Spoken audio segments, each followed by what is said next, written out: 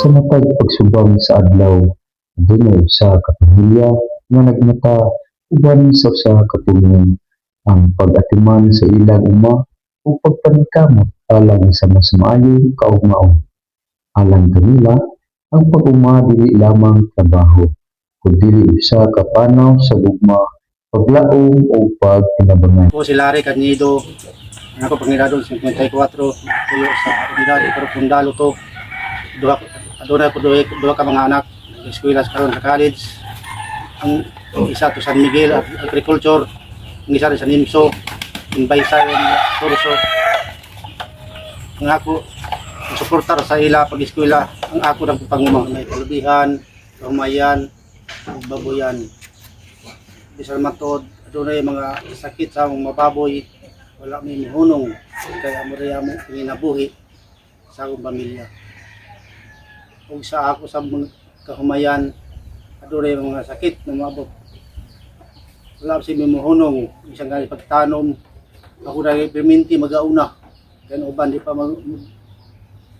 musugod kay mahadlok sa mga kadaot. Ako si Elnita Caniedo, sa kasawa sa mag-uuma, aming magtiayon sugod sa among pag ninyo ang karon panguma mo'y among panginabuhian nga mao'y nagsuporta sa among pamilya. Ang among mga abot mo'y isa nga nagsuporta sa among panginahanglan sa panimalay o labi na sa among mga anak sa ilang pag-eskwela. Ang pagtinabangay namo mo'y isa nga sekreto nga nagpadayon mi sa among panginabuhian para sa among pamilya. Ang tagliso nga ilang gipugas dili lamang tanom ang tubo, kundi paglaom usab. Ang ilang kakugi ug maayong pagdumala sa ubang mao'y naghatag og lipon nga pundasyon alang sa ilang pamilya. Ang pag-uma nahimong dinhi sa ilang mga dagko. Ang akong pangandoy wala ko mag-unaw na mga aruhay ang akong pagkinabuhi. Dili makita na kung matuman anak sa pag-eskwela para magkabot ilang pangandoy sila kinabuhi. Sa among mga panginabuhian, bisan usahay dili dako ang kita, pan nagantos mi among paningkamutan nga makapadayon mi sa pagsuporta sa pag-eskwela sa among mga anak kay kini ang ilang puhunan para sa ilang kaugmaon na maayo ang ilang kinabuhi puhon. Dako kaayo akong pasalamat sa akong mama ug papa. Nakita nako ang ila kakugi kada matag adlaw. Maong naningkamot ko sa akong pag-eskwela aron sa umaabot ug mabaran nako ang ilang sakripisyo ug makatabang sa pamilya ug sa komunidad. Human sa mga bulan sa pagpaibig ug kakugi, niabot sa ang panahon sa pag-ani.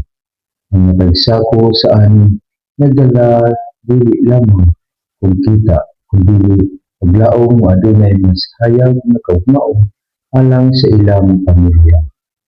Ang pag-uma dili lang yuta mao kini ang among kinabuhi, ang paglaom ug ang among kaugmaon. Layo sa pagtinabangay namo sa usa ka pamilya, mahimo kining malampuson sa among tanan panginabuhian. Layo sa grasya sa Ginoo, tagaan kami ng mga panalangin ka-survive me ug ang panguma mao isa nga nagtudlo kanamo nga mahimong malaumon o adunay pag-asa sa kinabuhi isip pamilya. Proud ko nga anak ko sa usa ka mag-uuma. Gusto na ko ipadayon ng ilang maayong panulundon ug ipakita na ang pag-uma usag gyapon sa dungganong propesyon. Ang istorya sa pamilyang Canido sa katumatuod na ang pag-uma dili lamang usa ka panginabuhi, kini usa ka bukasyon nga nagpatubo sa paglaom, naghatag og dignidad sa pamilya ug nag-ani og maayong kaugmaon. Sa mataglisod nga gitugas adunay paglaom nga nagtubo, ug sa matag-ani nga ilang patot adunay kaugmaon nga ilang makapanagkuya.